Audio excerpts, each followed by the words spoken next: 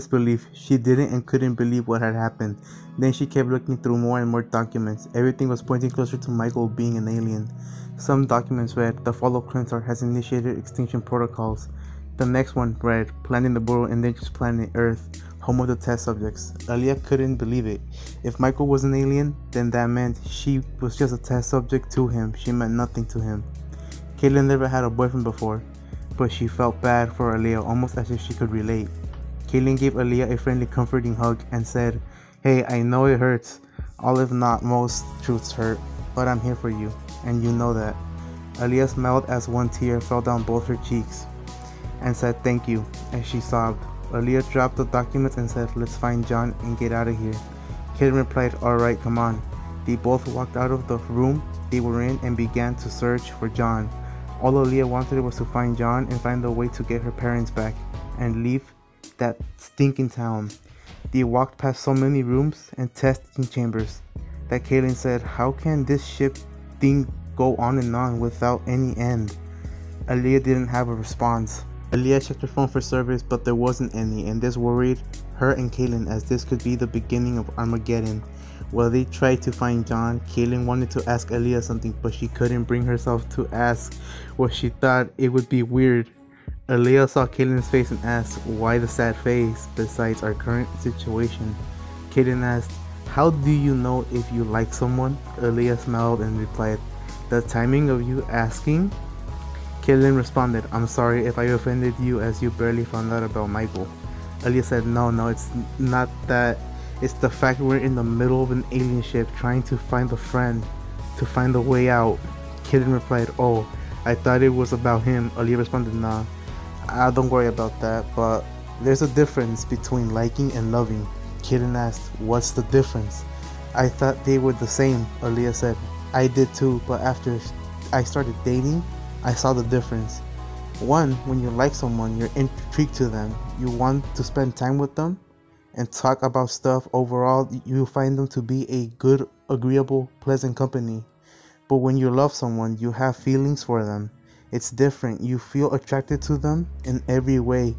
You want to be with them all the time. You worry about them when something happens." Caitlin was going to respond when she passed a room and saw that John was on the floor knocked out. Aaliyah said, "What the fuck? Why is he asleep?" There was no response from Caitlin for a good 10 seconds until she said, "Don't go. Wait for a sec. If he was here not that long ago, who or what made him sleep?" When they snuck to the room's door, they peeked through the glass panel and they saw it, the thing from space. Caitlin was going to scream, but Aaliyah covered her mouth and only a muffled noise came out. The thing heard it, and because it began walking towards them, they had to go in a different direction. It was tall and muscular. It almost had a humanoid look to it, but it wasn't human at all.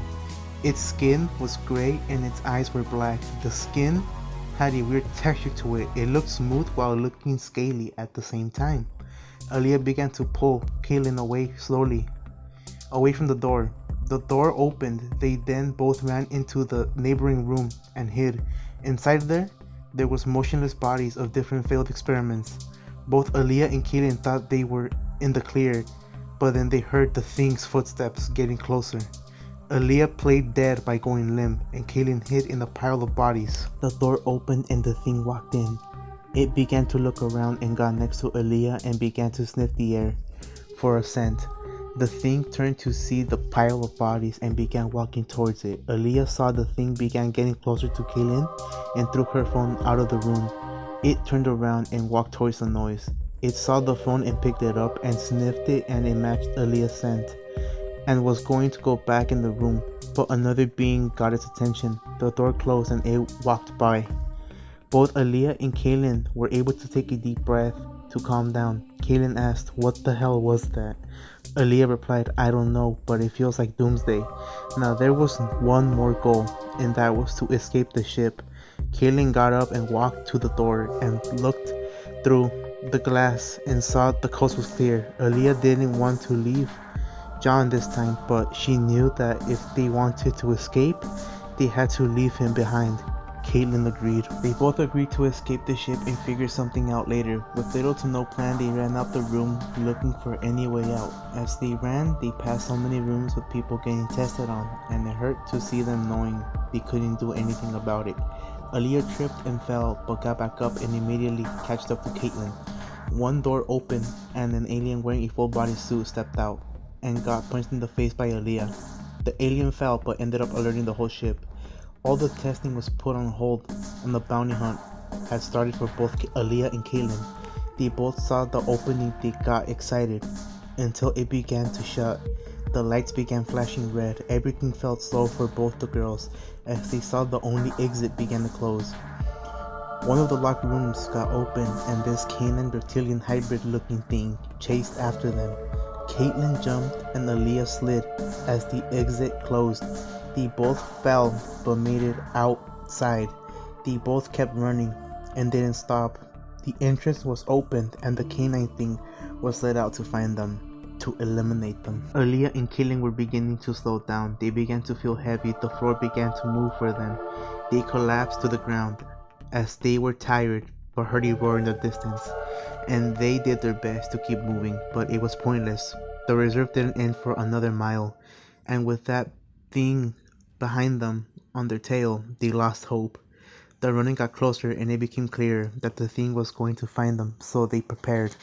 The thing found Aaliyah and was slowly creeping up on her and pounced. While the thing was in the air, Caitlin threw a sharp stick to Aaliyah, to which she pointed it at the thing and stabbed it as it came down. The creature's blood splattered on Aaliyah's hands and was uncomfortable. As it was, they had to keep moving. Without that thing following them, they were able to rest. Aaliyah said, "Kate, do you have connection to find a way out?" Caitlin checked and said, "Only one bar." "Fuck," replied Aaliyah, as they walked to find a way out of the reserve. They ran into an old building, most likely an old ranger station. Caitlin was tired and said, "Hey, this might be a bad idea, but can we go inside for a bit? I can't walk any longer. I feel as if I'm going to pass out." Aaliyah replied, "Yeah, we can." The building appeared to be old, but it was the design. The building itself was sturdy. Caitlin opened the door and said, "Hello." There was no response, so both of them walked in. They sat on chairs that were in the back room. Caitlin, knowing that John was still alive, asked, "So what's gonna happen?" Aaliyah didn't have an answer and replied, "I don't know at this point. The whole town could be brainwashed." There was a moment of silence, but it was quickly interrupted when Aaliyah accidentally kicked the table that they were sitting at, and a pack of cookies fell. Both of them hadn't eaten all that day, besides breakfast. Now it was past lunch, and it was noon, and nightfall was coming soon. Aaliyah checked the expiration date and saw they were still good until next month, and shared them with Caitlin. They both enjoyed the cookies, and it haunted them, thinking it could be their last. As they ate, Aaliyah realized something and began to look for a radio. Caitlin asked, "What are you doing?" Aaliyah replied, "A radio." Caitlin began to search as well to help Aaliyah. The first floor was empty, so that meant they had to check the basement. Obviously, they both knew that was a bad idea, so they didn't go downstairs and instead went upstairs to the second floor, where sure enough, they found a radio. Aaliyah picked up the part where the mic was located and searched through different stations until eventually they reached someone. Aaliyah said, "Hello, can someone hear me?" "Yeah, go on," said a female voice. Aaliyah replied, "We need help. We're being attacked by..." She cut off. She didn't want to say aliens because they wouldn't believe her. They would just ignore her. "Hello, are you still there?" said the voice. "Yeah, sorry, this thing is falling apart. We are being attacked by terrorists." While they were asking for help and from the plan, John was waking up and immediately began having a panic attack. John started thinking, What happened? Am I okay?" Then he realized the voices in his head were gone. John's heart began racing because he didn't know what they had done to him, and he began to assume the worst. Then an alien walked in, but they looked human. John was panicked. John began asking questions and started acting aggressive to show he wasn't scared. He was scared. John asked, "What did you do to me?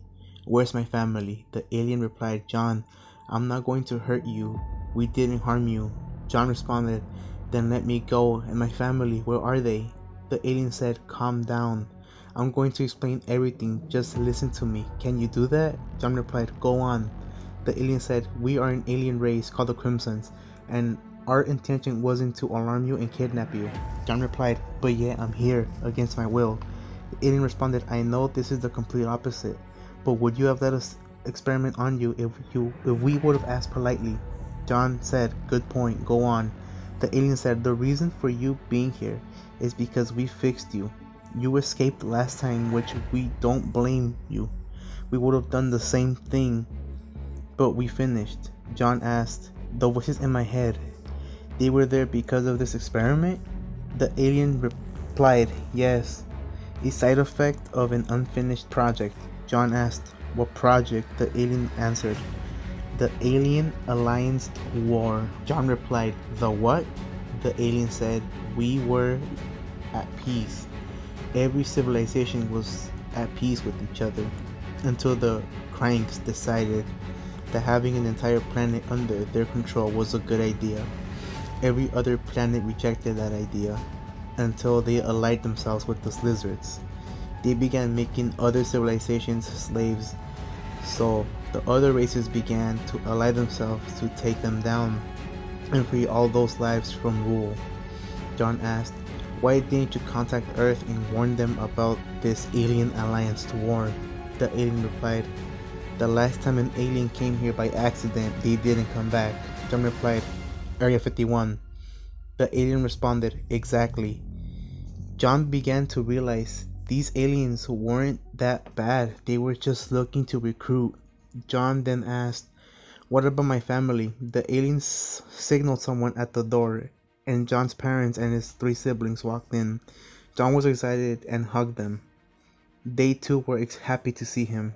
The alien then said, you see, it was just a big misunderstanding. John then asked, then why were you brainwashing people? The alien replied, we don't brainwash people. John said, then who's... The alien stood up and said, the only reason we came here was because of you. John replied, did you guys arrive yesterday afternoon? The alien replied, no, we came this morning. They both realized that the thing that had come from space was not a friendly. John then asked, what does your ship look like? The alien replied, we didn't arrive by aircraft, we teleported here. This isn't a ship, this is a portable vehicle. The alien replied, did you bleed by any chance? John responded, yeah, I did, my knuckles bled earlier, why?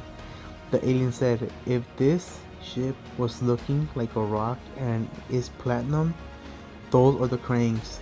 The only reason you found us was because we sent out a signal that you'd be able to sense. That meant that Aaliyah and Kaylin were on the Cranks ship, and the John they saw was a clone. John said, I have 2 friends I left on the way here. Can I bring them here? The alien said, yeah, go ahead, and let him go. Once John left, the alien laughed and then said, that kid's stupid. He bought it. His family were clones. The real ones were dead since the day they were taken.